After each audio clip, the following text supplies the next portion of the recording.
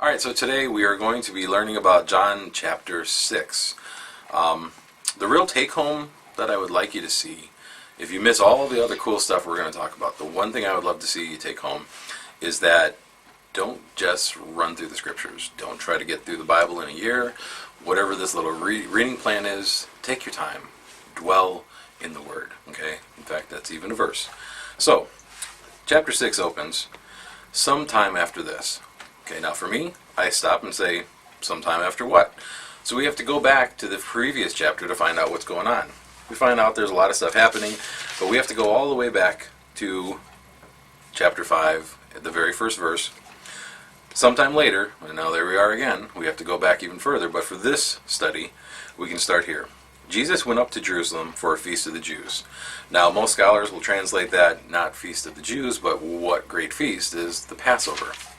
So now we have here that in verse 3, when Jesus went up onto this mountainside, it was the Jewish Passover feast was near once again. So we can see that between chapters 5 and chapter 6, there's an entire year gap between the stories of these events. If you want to find out some of the backstory and fill in this gap, what you can do is go back to Matthew chapter 9 through Matthew chapter 14. And those chapters will fill in the gap between John chapters 5 and 6. So, John chapter 6. Sometime after this, Jesus crossed into the far shore of the Sea of Galilee. So coming from the south, crossing to the far shore, would put him up on the northerly coast in the area of Bethesda, of the Sea of Galilee. That is the Sea of Tiberias. Now, whenever you see them mentioning this Tiberias, that is the Roman name for the Sea of Galilee. But in the scriptures, that is always a type of the Roman Empire. So if you see events happening within, around, or on the Sea of Galilee, Tiberias, you can look at the story as a type of the Roman Empire and the Christian struggle, or the Christian message. Alright, so, verse 2. And a great crowd followed him over the past year, because they saw the miraculous signs that he had performed on the sick. When Jesus went up onto the mountainside, he sat down with his disciples. The Jewish feast was near. So there we go. We have that key that it's been a year in between these two chapters. When Jesus looked up, he saw a great crowd coming towards him. He said to Philip, "Why, Philip? Where shall we buy bread for these people to eat?" He asked this only to test him, for he already had in mind what he was going to do. So we see that this was a test for Philip. So one might just look at it and go, hey, it's a test. Okay. But one of the keys is that he asked him specifically, Philip, because this was his hometown. This is where he was from. If we go back to John chapter 1, verse 43, the next day Jesus decided to leave for Galilee. Finding Philip, he said to him, "Follow me." Philip, like Andrew and Peter, were from the town of Bethsaida. So that is why specifically he turns to Philip and says, "Philip, where can we buy bread for all these people?" So now Philip's reply, 8 months' wages would not buy enough bread for each of them to have a bite. Now, the 8 months' wages that's translated here is actually 200 denarii. So we try to put it in the modern terms. We say 8 months' wages. A denarii today is worth about $20. But the number is the important factor, the 200. Because, see, in the scriptures, not only does God talk to us through the words, he talks to us through symbols in the numbers. 100 would have been sufficient to say, Lord, it would have taken 100 denarii to buy food for all these people. But he said 200 because 200 to them, it meant that it was an impossible thing. It was even futile to even think about it. 200 is just way out there. Why would we even try this? Okay, so he is speaking this language of doubt in his heart. But the test. What is this test? Okay, because what we find out in the very next verse in verse 8 is another one of the disciples, Andrew, Simon Peter's brother, spoke up. "Here is a boy with 5 small barley loaves and 2 small fish. But how far will they go with so many?" So again, we have that vocabulary of doubt.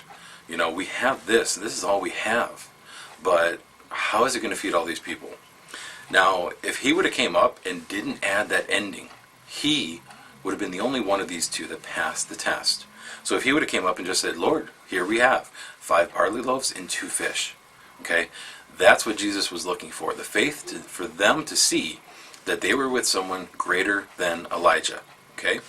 So, this test, we have to actually go all the way back to the book of 2 Kings, chapter 4, where we have Elijah's feeding 100 people. So the story here starts at chapter 4, verse 42. A man from Baal, bringing the men of God 20 loaves of barley bread, baked from the first ripe grain, along with some breads, or heads of new grain. Give to the people to eat, Elisha said. How can I set this before 100 men? His servant asked. But Elisha answered, Give it to the people to eat, for this is what the Lord says. They will eat and have some left over. Then he set it before them, and they ate, and they had some left over, according to the word of the Lord. Now in this story, this event followed 2 others. One, we had the filling of the oil.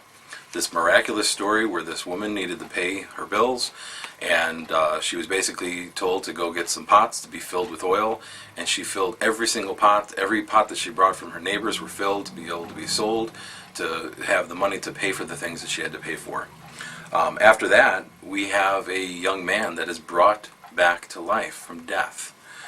Following that, we have this pot of stew that gets poisoned. Elijah says, hey, you know what, let's add a little something to it. Refeed the men. They will all be fine. Okay, so we have seen these 3 miracles, okay, and yet we have still the doubt of feeding 100 with just a small amount of 20 loaves. So this was the test, okay. He was trying to see if any of them were going to pull out from their Old Testament scriptures this story of Elijah, because one definitely greater than he was with them. Now, the numbers have changed. Yes, it was a multitude even greater. But what we have to understand is that we are with one that was greater, and this is what they had an opportunity to see, and they missed it. Both of them only seen the great challenge and didn't see the person that was with them that could overcome this challenge. So going on, Jesus said, have the people sit down. There is plenty of grass in this place, and the men sat down, about 5,000 of them. Jesus took the loaves and gave thanks, and distributed those to the ones who were seated as much as they wanted, and he did the same with the fish. When all had had enough, he said to his disciples, Gather the pieces that are left over, let nothing be wasted. So they gathered them and filled 12 baskets with the pieces of the 5 barley loaves left over from those who had eaten. So this number 12 here, 12 baskets. Whenever you see the number 12 in the scriptures, in the majority of the text, you can find that that means it has to do with God's power and his authority. Okay? So that there were 12 baskets left over, Jesus was basically saying, here's this test, watch me complete this test, and in the end, you'll see my authority over all. And it was in this vocabulary of doubt that the disciples had where they completely missed this opportunity to see this event for its true beauty. They were giving this chance, this test, to look back into their hearts, to see this Old Testament scripture of where Elijah fed the 100, where they were gathering up, and even after all the men had eaten, that there was leftover. That this too was going to happen here today. The disciples missed that. Something that we can also take a look at is verse 35 of chapter 6. Verse 35, Jesus then declared, I am the bread of life. So we have this picture now that Jesus is the bread of life that can be given to all man, and even when everyone has had their fill, there's still more to be given. But now, what is this bread that we are to eat of? Okay, so going back to John chapter 1, verse 1, in the beginning was the Word, and the Word was with God, and the Word was God. He was with God in the beginning. So we see that this Word is the bread of life, that everyone can eat of this book, can eat of these words, can be having these words put on their heart, and in the end, there's still going to be a multitude of leftover, even after that. After everyone has been fed, there will still be more left over. So, this study of John chapter 6, one, don't just skip through scriptures. Take your time. Dwell in the Word daily. It's a very important thing. And soak up, eat up as much as you can, because even after you have your fill, and all of us have our fill, there will still be plenty more for anyone else who comes who wants to eat. Remember that this king who spoke and nothing became everything, this little task was nothing compared to speaking the worlds into existence. This bread, this fish, the multiplication of this food was nothing to this God of the universe that walked with these disciples daily, had been with him, seen the miracles that he had done. And then on this day, when it came to feeding people, they had no clue what was going to happen. They had no clue what was going to do. And he gave them this task to, hey, look back in the scriptures. Because in those scriptures, I am fulfilling them. I am proving these things to be true so that you know that who I say I am is also true. So they had a test. They've kind of flunked that test, unfortunately, with their vocabulary of doubt. And each one of us in our lives will always have vocabulary of doubt.